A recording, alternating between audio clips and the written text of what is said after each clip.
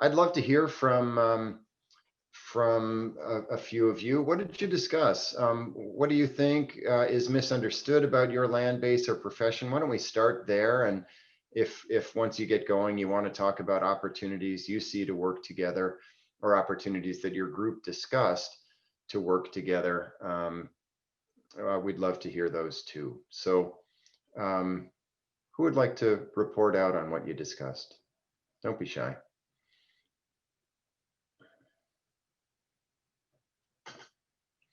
Great. Brett, you're up. I just clicked to ask you to unmute. So whenever you're ready, go ahead. Well, I was just going to say our group had a very fun and interesting discussion on bears. And we had a couple of folks in the group, one who was dealing with private landowners and trying to educate them about bears and what to do and what not to do. And then there was a bear researcher in the group also.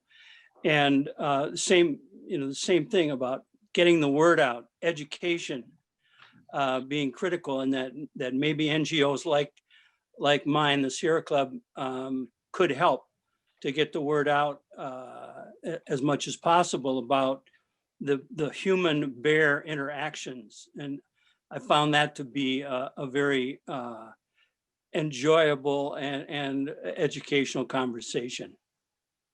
Great. Thank you, Brett. Anyone else? Whoops, I just clicked my slide by accident. Anyone else want to report out? What did other groups discuss?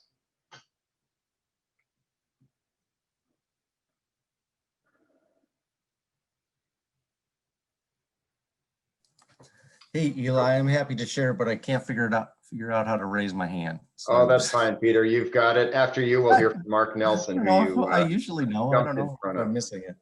Yeah. All right. Go ahead, Peter. So we talked about a number of things, but I think part of what's misunderstood is just that there's misconceptions based on different land types, and that from a public standpoint, in a lot of cases, all land that's public is protected and sort of owned by this same sort of body. And there's a lot of challenges associated with just those social misconceptions about not being able to do what they want on those lands. But from a kind of a collaboration standpoint, a lot of what's misunderstood is I mean, I guess it's less a misunderstanding, but a reality of people just working in those spaces for the need, for the directives and protocols of those lands. And that it kind of takes initiatives or a community push and communication to be facilitated and funds identified for there to be different initiatives for different habitats and species. And occasionally there's not a willingness when a hand is reached out to collaborate and work towards certain things. So identifying those partners is really key. And then opportunities as far as big picture resource management goals and objectives, it kind of seemed like a bottom down and a top up approach was sort of, well, at least in our group spoke about. Was talk about maybe there being a need for a forest plan in the state similar to a prairie plan. But also that a lot of collaborations start small and they work with different adjacent public land ownerships for certain habitat goals and objectives. And that once you identify some partners in different areas, it becomes easier to implement and work around some of the maybe restrictions that certain land bases have and identify what those groups can do together. So we need opportunities and communication to increase coordination, especially between agencies. And we really need collective buy-in and common goals to push that collaboration forward. So it sometimes just takes the right voices working together and reaching out, and sometimes continuously in my experience to get those people that you need to work with interested and engaged. Yeah, well said. And embedded in what you just said, I think is relationships too, getting to know one another over time and building trust and so on. Good stuff. Mark Nelson, you're up. Yeah. So I heard from Brian Roy Lockhart, who's retired from the Forest Service Southern Research Station. So he's joining us from quite a distance in the south. He works on bottomland hardwoods. And he mentioned that the work that we're doing in Minnesota and Wisconsin, the plans that we have, and the amount of collaboration that we're growing between wildlife and forestry is commendable, and that many states in the South and elsewhere are not doing as well. So I think that's just a feedback. Kudos to this group, Eli, to your leadership and the team. And then also maybe as an opportunity to share what we're doing with other states. I don't know if other states are doing things like this, if they would benefit from this type of a collaborative approach, but that's just an observation I made. Thanks, Mark. And that's great to have someone from outside the region. I'm really glad you're here. I have had that same observation coming to Minnesota. It's been 21 years now, but I still am grateful for the large number of different organizations, large and small, local and statewide, and even region-wide, that can help to further the kind of dialogue that Peter was talking about too, and can facilitate some of those conversations. So yeah, we are fortunate here. Brian Pike, I think your hand was up next, and then we'll hear from Jody. Go ahead, Brian. Brian, you appear to be muted. There you go. Perfect. Yeah, I just did that. Thanks, Eli. I just wanted to echo, I think, Peter's comments too. Our group was myself, who's been a manager in Cronin County for 31 years, but now retired. We had Nate, the land commissioner from Lake County, and also we had two individuals, Tanya and Carly, who represent the some Native American reservations, one at Leech Lake and one at Shakopee. And we talked about maybe more land management topics rather than specific to wildlife and a particular species of concern. We kind of talked about the challenges or the perceived public's perception of how those agencies manage their land independently. And they think, if it's county land, it's, it's managed and administered by the state. So those are the challenges, I think, that depending on the public's perception or the use of that public land, if it's recreation, they think, county managed land is state land. And as a forester for the county and a resource manager for 31 years, many people friends still think I work for the state of Minnesota. And I think I've repeatedly corrected their thoughts on that. They still think that a lot of the management of public lands is managed by the state. And so there's always that confusion. And I think it just needs to, I think it's always going to be there. It's just whether or not we can be successful with the general public that doesn't use the land. I think specifically those that hunt on the land and use specific types of land, I think they're aware of the managing agencies that are different. But I think the challenges that I think the public has is that in forestry and even maybe, I'm not sure, wildlife, it seems like everyone has their ideas on how the public thinks of managing their property. They don't, they wonder why harvests are done in a way that they're done, whether or not it's clear cutting. I always kind of tell some of the public that, in terms of growing tomato plants, you want to put your tomato plant in the full sun or you won't bear fruit. And so forestry management is similar in times when you have sun-loving plants requiring certain things to grow well. So I kind of put it in perspective of that. So I think the public just generally has their own personal ideas on how land management could be done. So I think I try to always give them the information about the differences of managing forest land. And with that comes wildlife habitat, wildlife protection, and things like that. So that was our discussion a little bit. And we talked a little bit about the other agencies communicating to the indigenous groups, their landscapes. And I think with SFIA and certification, that's occurring more regularly now, which is good to see, that not lose sight of those groups that have a real true connection to the resource through their historical presence of cherishing those landscapes on the indigenous groups that manage their lands. Thanks, Brian, for sharing that out. That was great. Next hand I see is Jody Provost. Jody, you can unmute and you're on. Okay, thanks, Eli. Yeah, our group, one thought that I thought that we had might be good to pass along to the full group was the opportunity that we see in addressing distribution of timber harvest across the state. You know, since it's a broad statewide concern of getting more harvest in some areas and less in others to meet our habitat, wildlife, and our economic and community needs, that a change or incentive policy at the statewide level, say from the governor's office, incentivizing and encouraging that to address the barriers that we have from distributing harvest, whether it's helping with hauling costs or getting the markets out there better distributed. And what a better way to address our climate change and getting more renewable energy out there than a local, renewable resource. So I thought that was something that if we could all work on talking to our own leaders and our organizations and move that message up at that level. Great, thanks, Jody.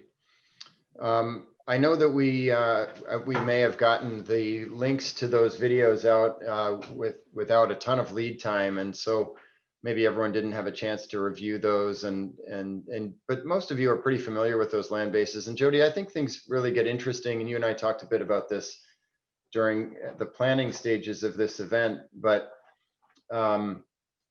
interesting when we look at and part of what we wanted to convey with the videos was sort of different statutory obligations or different purposes, in a sense, purposes kind of in quotes, for those different kinds of land and how that goes together. And might have been Brian was saying just a few minutes ago, some of that's maybe he said it in a different way or said something slightly different, but that's not always evident to people observing that management from the outside. It can all look the same, and it can be hard to know exactly on every acre, well, is this a WMA? Is this school trust? Is this county? Is this what? And of course, if you know how to look, or if we're in the profession locally, we tend to know, but that's not always so evident to everybody. And so that can lead to some differences of opinion or misunderstandings or other things like that. Well, I want to invite folks one more time to report out, particularly on this question about of kind of these different kinds of land or misunderstandings, or how we might understand one another better and work a little bit better together. I'll leave the floor open for a moment on that. Looks like Brett has something else to say.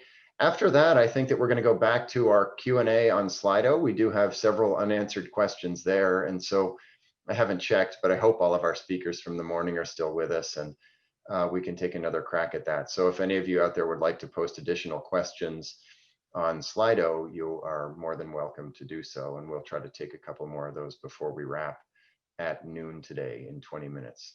Brett, you're on.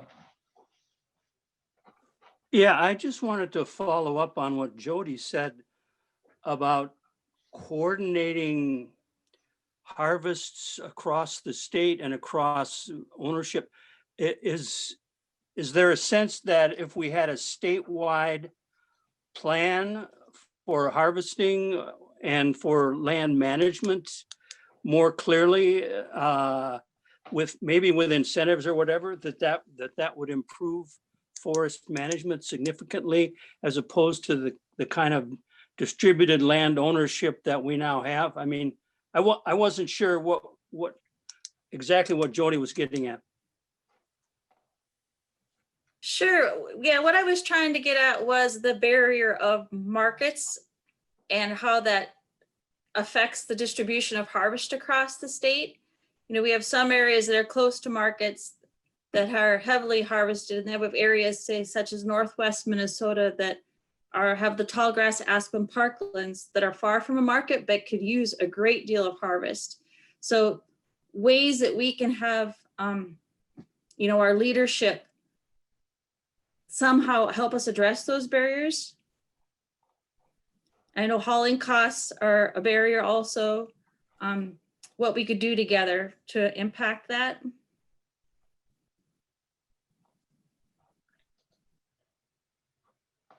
All right, thanks, Jody. Yeah, thanks. Last call for any report outs from the breakout sessions. Anything else that that you want to put out there? Say, Eli, I just want to say, for folks who are interested in bringing some of these larger collaborative conservation questions to bear before kind of a community forum that's kind of created to be just that sort of setting, I'm going to shoot out in the chat box just my email. Anyone interested in joining a meeting of the Minnesota Forest Habitat Collaborative? We have a meeting that's upcoming. There's going to be a brief snapshot of a few different projects and programs throughout the state.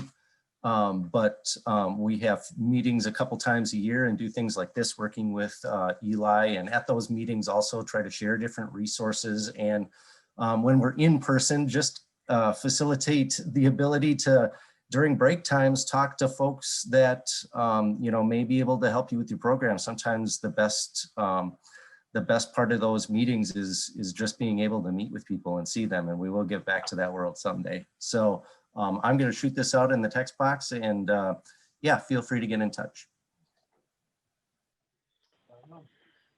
All right, thanks, Peter. Well said. All right, let's go back. Yeah, go ahead. Do we have time for one more input? Yes. I Yep, didn't hear go ahead, anyone Carl. represent our group, but one of the things we talked about, and I may be speaking on a turn, is a project with the Aiken County Land Department in collaboration with Bowser, Board of Soil and Water Resources, and trying to create a database that links landowners with public harvests. So say a landowner has 10 acres that's previously kind of unable to be harvested, linking those landowners with somebody or a public harvest where, say, they have the equipment out there and they're cutting maybe 100 acres or so. That's a little more the idea is to make it a little bit more accessible to landowners to get smaller chunks of areas harvested. So that was one way we were figuring we can collaborate, is kind of trying to build that database or that opportunity for private landowners to have access to maybe some harvest that needs to happen. Great. Thanks, Kyle. I'm glad you weighed in. Thanks. All right, let's go back over to Slido, and we've got a couple of questions here that are unanswered from this morning and that relate to one another. The first one is highlighted and it's been partly answered. Question from Heather is, can I find the climate change field guide on the MFRC website, or is there a link from this workshop? That's the field guide created by NIACS, the Northern Institute of Applied Climate Sciences. And Eric mentioned it during his talk. I replied to that question on Slido and included a link. And I also added a link to that document to our content page on the course website for this event. But there's a related question. With a continuously expanding knowledge base concerning various species and habitats and the growing volume of associated research publications, so we're awash in information. I'm going to move this one up to the top here. Is there a push to synthesize all that information into more approachable field guides for land managers? So in my mind, those questions are related, because the climate change field guide for northern Minnesota forests that we were referring to a moment ago that NIACS created is one effort to do that. It really ties together native plant community ecology with silviculture and land management. Are there additional efforts or pushes to synthesize that info into more approachable sources? And yeah, unfortunately, I was going to ask Eric that question. I know that, and it looks to me like Eric is no longer with us this morning, Eric Skank. But I know that Eric with the council has an interest in thinking about how we present and distribute information about Minnesota's site level forest management guidelines. Eric has ideas about how we can make that more accessible, moving from a binder that is kind of hard to navigate, heavy and bulky, to something maybe electronic, kind of like, excuse me, kind of like the pocket guide that was published a few years back, which appears in PDF form and can more easily be read on a cell phone or something like that. I wonder if anyone else, either our speakers from this morning or others, would like to weigh in on how we, on any efforts that you know about to take this ever expanding body of knowledge and turn it into something that's accessible and available for land managers. Any Yeah, responses? Eli, I'll Yeah. comment on that. Great. We've started kind of a new effort in wildlife research at the DNR to create what we call research information briefs.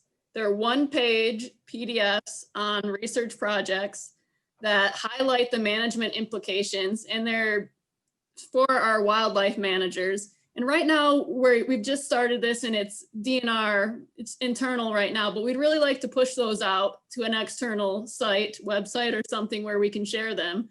And the idea is to just kind of summarize our research and the management implications.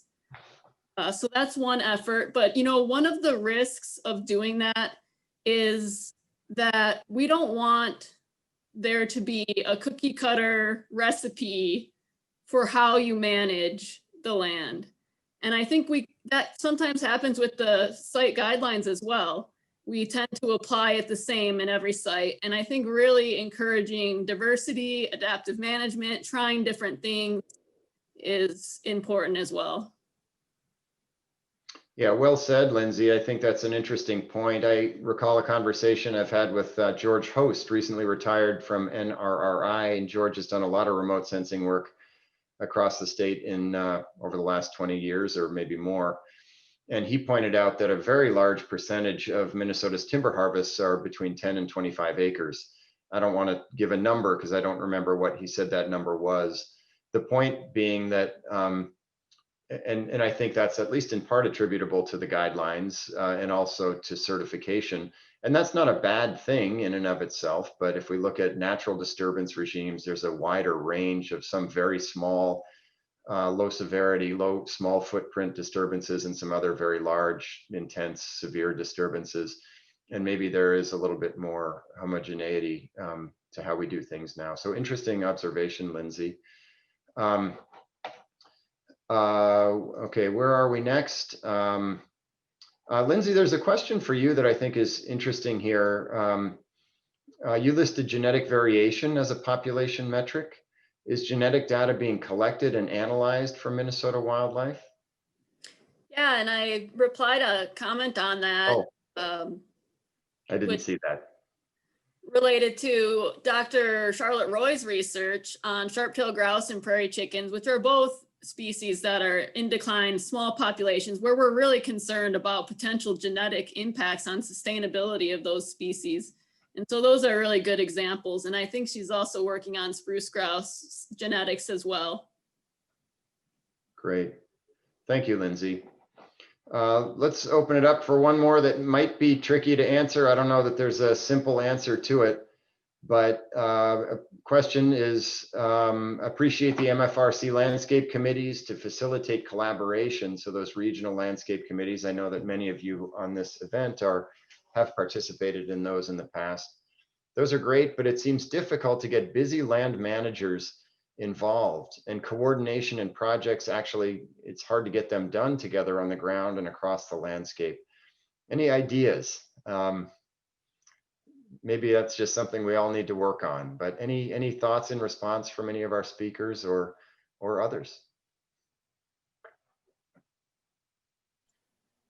This is Heather. I just want to comment. This is a little bit of our discussion in our breakout group. And, I was talking about North Shore trout streams and trying to get the counties coordinated with, our state foresters and what we would like to see on the landscape. And a little of the misconception that fisheries is anti-harvest. We're not. We just kind of want it in the right places at the right time and to convert some forests to maybe some longer-lived conifers. But it's such a, for me, it's a higher level discussion. So the the county, land person is probably looking at his tax base and how much taxes he needs from, timber revenue to feed that tax base. And it doesn't really translate down to the local county forester who's on the ground trying to just get the timber harvest. So I may coordinate with that local timber person, but her numbers are already set or his numbers are already set. And so it's almost seems like it needs to be a higher level discussion. And I don't know how that's done, if that's done with regional managers and county people or how that's done, but sometimes it's above us field staff. Thanks, Heather. I think I saw Molly, was it Molly Thompson trying to weigh in as well? Molly, do you have something to add? Just briefly, we found that's why we have a lot of collaboratives along the North Shore, so that we can break it down into smaller groups and work with we do have the managers and all taking part in our collaborative, our North Shore Forest Collaborative. So that's helped. Yeah, great. Thanks, Molly.